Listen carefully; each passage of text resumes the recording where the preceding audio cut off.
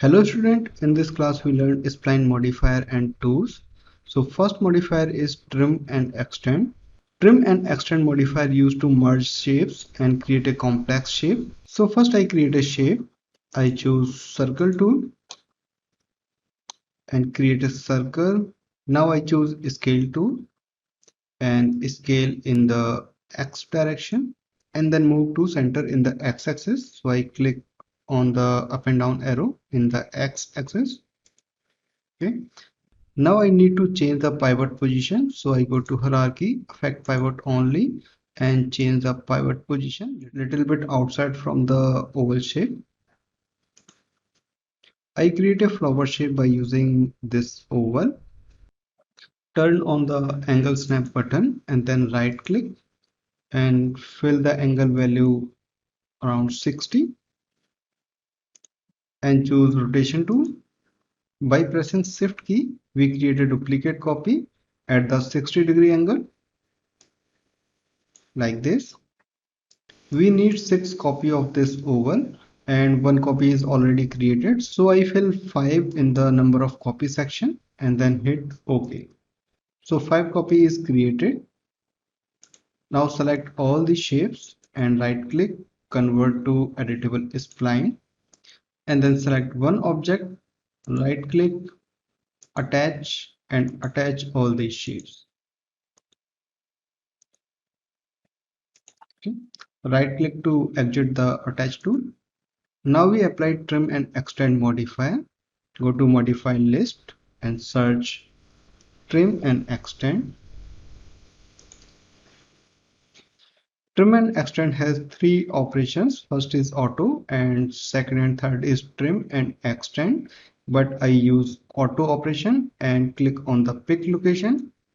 And one by one I click on these lines for trim like this.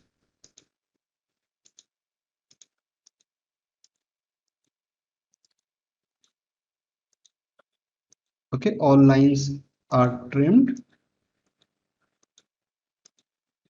In case this line is appear, so click again.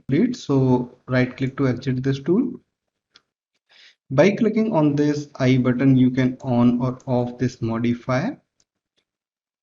If you want to apply some more tools on this shape, so first collapse this modifier with the spline. So right click on this modifier and choose collapse tool and click on the yes button. Now I choose vertex subdivision and check the vertices. They are just fuse. First we create a duplicate copy and then weld these vertices. Press shift key and copy in the X direction. Make sure the copy radio button is on. OK. Select the left side shape. Select all the vertices and then find weld tool.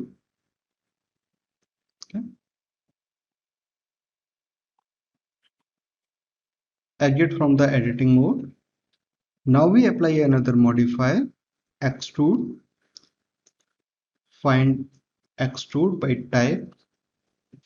Extrude to convert this shape into a solid object like this.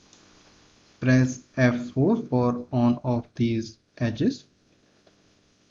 If I apply extrude on this shape, it's look like this. It's look like a paper extrusion because the vertices is not weld. If the vertices of this shape also break like this, select only one vertex and click on the break button.